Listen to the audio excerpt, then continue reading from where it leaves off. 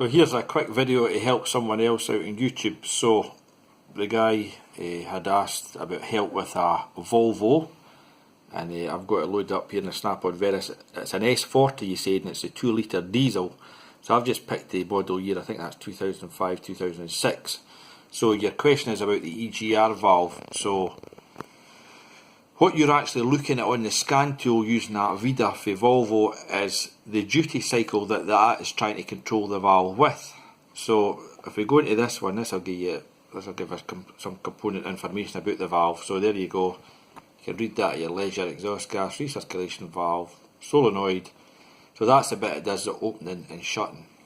So it's fitted at the gearbox end at the cylinder head. So that's a good pointer.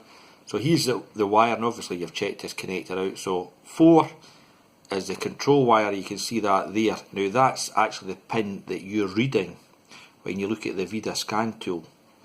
That's the bit that's doing the duty cycle on that to try and open and shut the valve, and pin 5 is ground.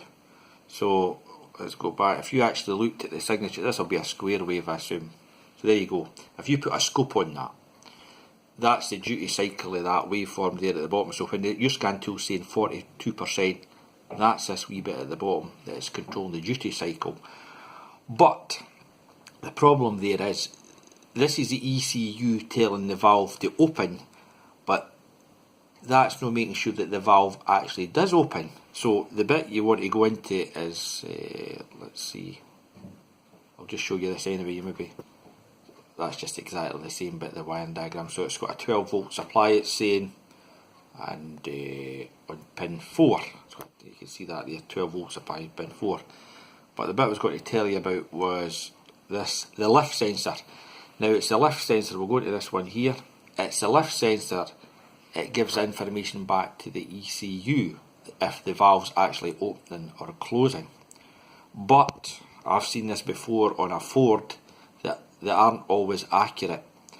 So when you're saying to me that you're getting 0.2 volts in the wire, it's not changing. So you must be into pin 6 then, because that's the feedback wire for from the EGR valve back to the computer. So you should check your 5 volt reference on pin 1, your ground on pin 3, and your signal wire on pin 6. But sometimes the best thing to do with these EGR valves is just to take them out and look at them, see if they're stuck open. And sometimes what you can actually do is put a blanking plate in, and that can be proof of concept. If it goes a bit better after that, well, it's obviously the EGR valve that's at fault. Although I did have one, when you took the thing off, it was shut. But when the car had been left overnight, I don't know for what reason, this valve opened. And first thing in the morning, this thing would hardly start, but when you went and stripped the thing down, the thing had shut. So that's another thing to throw in. Now I'm just thinking, I worked on a Volvo maybe a year or so ago, and another common complaint with these Volvos is the air mass meter. Let me see if I've got information on that in here. Air mass sensor. I wonder if this gives you any. Oh, there you go. That's another. There's a 4-pin connector, and I'll give you some readings at idle. Oh, this is one of these frequency test things. You really need a scope for that. There you go. Frequency should be 4.3 kilohertz, so that's 4,300 hertz a second. So if you've got a scope, you can check that out. And I see that actually when you snap it, the frequency goes down. Never seen that before. But what I done with one of these was we simply disconnected the mass meter and took it for a drive, and the thing was far better. But what we then done, the guy decided he was wanting to go cheap, and he went and got another air mass meter from eBay, and that made it worse. And then he asked us to get one, and we got one for Dingbro, and it was similar to the cheap one he got for eBay, and it still never went right. It ended up having to go to Volvo.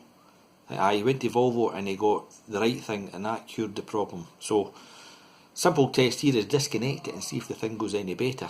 So that's the only 2 issues I've ever had with a Volvo, and that was a 2 litre turbo diesel like you're working. So any other questions, just ask me. Cheers.